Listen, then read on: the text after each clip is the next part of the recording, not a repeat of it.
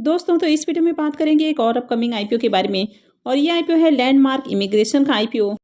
तो चले जानते हैं कि कंपनी क्या काम करती है, इसके फाइनेंशियल कैसे हैं और इस आईपीओ का ग्रे मार्केट में प्रीमियम किस प्राइस के ऊपर ट्रेड कर रहा है, आईपीओ में अप्लाई करना है या फिर नहीं करना है। तो चलिए वीडियो को शुरू करते हैं।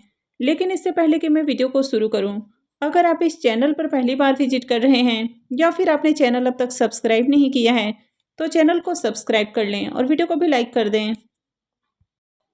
तो सबसे पहले आईपीओ के डिटेल्स की बात करें तो आईपीओ 16 जनवरी से ओपन होने वाला है और ये 20 जनवरी को क्लोज होगा। आईपीओ में फेस वैल्यू 10 रुपये पर शेयर है। बुकिंग प्राइस 72 है और 1600 शेयर्स का लॉट है। आईपीओ के साइज को देखें तो आईपीओ 40.32 करोड़ का है और पूरा का पूरा ये फ्रेश इशू का आईपीओ है। ये एसएमई आईपीओ है। कंपनी बीएसई एसएमई के ऊपर लिस्ट होने वाली है। आईपीओ में रिजर्वेशन पोर्शन को देखें तो क्यूआईबीज के लिए आईपीओ में 50% का पोर्शन है, रिटेलर्स के लिए 35% और एचएनआईज के लिए 15% का पोर्शन रखा गया है। कंपनी के अगर बिजनेस के बारे में बात करें तो कंपनी 2010 में इनकॉर्पोरेट हुई है, यानी कि कंपनी को काम करते हुए करीब 14 साल हो चुके हैं। तो बेसिकली ये एक global consultancy services provider company है। अब ये जो कंपनी है ये वीज़ा वगैरह प्रोवाइड करवाने का काम करती है। तो इंडिया से जो भी स्टूडेंट पढ़ने के लिए बाहर जा रहे हैं तो कंपनी उनको कंसल्ट करती है कि किस तरह से उनको वीज़ा लेना है, किस तरह से उनको लैंग्वेज की ट्रेनिंग देनी है, यानी कि लैंग्वेज से रिलेटेड कंपनी ट्रेनिंग भी देने का काम करती है।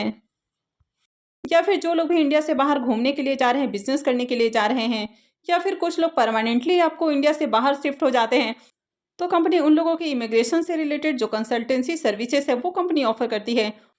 और खासकर कनाडा जाने वाले लोगों के ऊपर कंपनी का ज़्यादा फोकस देखने को मिल जाता है।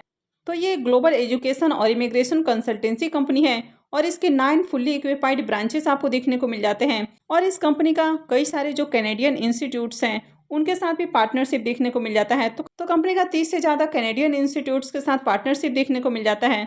तो इंडिया से जो भी स्टूडेंट इंडिया से बाहर पढ़ने के लिए जाते हैं, खासकर जो कनाडा जा रहे हैं, तो कंपनी इन इंस्टीट्यूट्स के अंदर उनका एडमिशन करवाती है।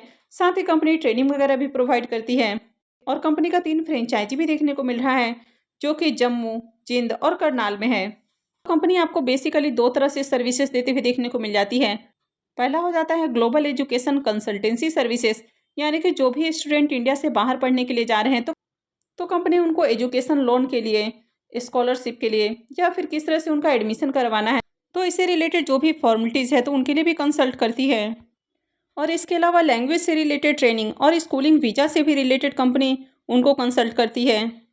इसके अलावा दूसरा हो जाता है इमिग्रेशन कंसल्टेंसी सर्विसेज।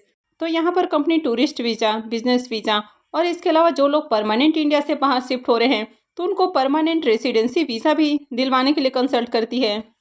तो कंपनी का अगर बिजनेस को देखा जाए तो अच्छा बिजनेस है, लेकिन कोई यूनिक बिजनेस नहीं है। ऑलरेडी लिस्टेड मार्केट के साथ ही अनलिस्टेड मार्केट में भी कई सारी कंपनियां इस तरह का बिजनेस कर रही हैं। अब कंपनी के अगर फाइनेंशियल को देखें तो यहाँ पर फाइनेंशियल 22, 23, 24 3 सालों का कंप्लीट फाइनेंशियल है और फाइनेंशियल 25 के 2 क्वार्टर यानी कि 6 मंथ का फाइनेंशियल है।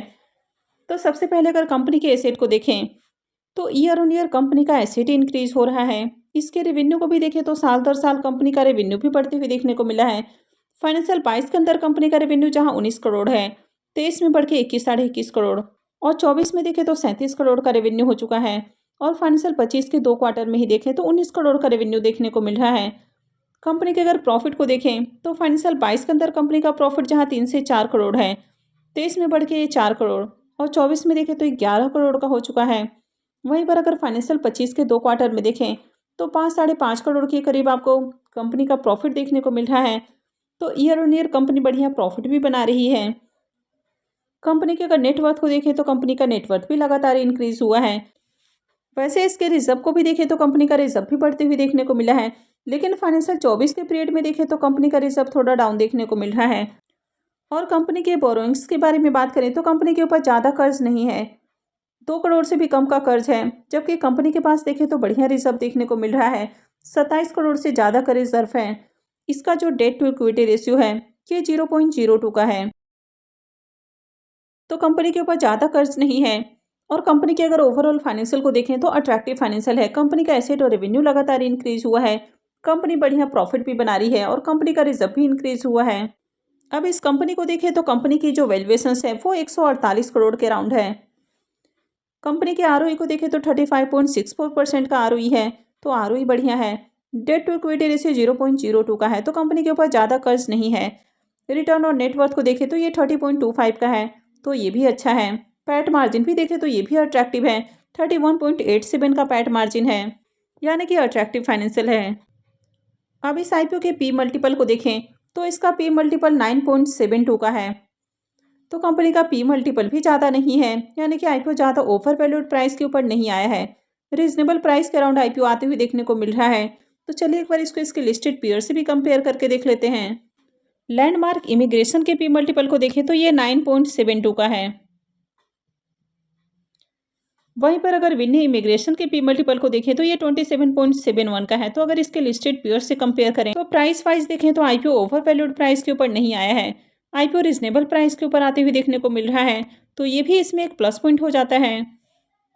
अब आईपीओ के ऑब्जेक्टिव के बारे में बात करें कि कंपनी आईपीओ से जो फंड रेज करने वाली है तो उस फंड का यूज़ कहाँ करेगी।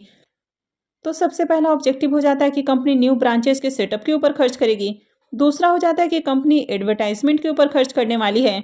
तीसरा हो जाता है एक्विजिशन, यानी कि एक्विजिशन के लिए कंपनी खर्च करने वाली है। और चौथा हो जाता है जनरल कॉर्पोरेट पर्पस। अब इस आईपीओ के लॉट साइज के बारे में बात करें तो आईपीओ में 1600 शेयर्स का एक लॉट होने वाला है, और एक लॉट के ऊपर आपका जो मिनिमम इन्वेस्टमेंट है वो 1,15,200 रुपये रहेगा। इस कंपनी में प्रमोटर्स की होल्डिंग को देखें तो प्रमोटर्स की होल्डिंग अभी 97.92% है, और आईपीओ लिस्टिंग के साथ ही प्रमोटर्स की होल्डिंग 71.31% हो जाएगी। आईपीओ के शेड्यूल को देखें तो आईपीओ 16 जनवरी से यानी कि थर्सडे से ओपन होने वाला है, और ये 20 जनवरी को क्लोज होगा। आईपीओ का अलॉटमेंट डेट 21 जनवरी है, रिफंड डेट 22 जनवरी, क्रेडिट डेट भी 22 जनवरी है, और आईपीओ की लिस्टिंग 23 जनवरी को होने वाली है। अब इसके प्रीमियम को देखें तो इसका प्रीमियम कल तक ओपन नहीं था। आज इसका प्रीमियम 12 रुपये के ऊपर ओपन हुआ है, और आईपीओ में 1600 शेयर्स का लॉट है, तो आईपीओ से 19,200 रुपये एक लॉट से प्रॉफिट हो सकता है। इसके प्रीमियम को देखें तो प्रीमियम 16-16.5% के अराउंड ट्रेड कर रहा है। तो प्रीमियम को देखें तो प्रीमियम ज़्यादा अट्रैक्टिव प्राइस के ऊपर ट्रेड नहीं कर रहा है। कंपनी का बिजनेस अच्छा है, फाइनेंशियल भी ठीक ठाक है, लेकिन अभी इसका प्रीमियम बहुत अट्रैक्टिव प्राइस के ऊपर देखने को नहीं मिल रहा है। आईपीओ का एंकर इन्वेस्टर्स के लिए ओपन होने वाला है, तो अगर आईपीओ का एंकर लिस्ट बढ़िया आता है और आगे प्रीमियम में थोड़ा और जंप देखने को मिलता है तभी आपको इस आईपीओ में भी अप्लाई करना है। तो मैं आगे भी इससे रिलेटेड अपडेट आपको देती रहूँगी कि आगे आपको कब आईपीओ में अप्लाई करना है या फिर अप्लाई नहीं करना है। तो आगे भी ऐसे ही अपडेट से जुड़े रहने के लिए चैनल से जुड़े रहें, चैनल को सब्सक्राइब करके रखें, और अगर आपने इस वीडियो को अब तक लाइक नहीं किया है तो वीडियो को भी लाइक कर दें। वीडियो को अंत तक देखने के लिए आप सबका बहुत बहुत धन्यवाद।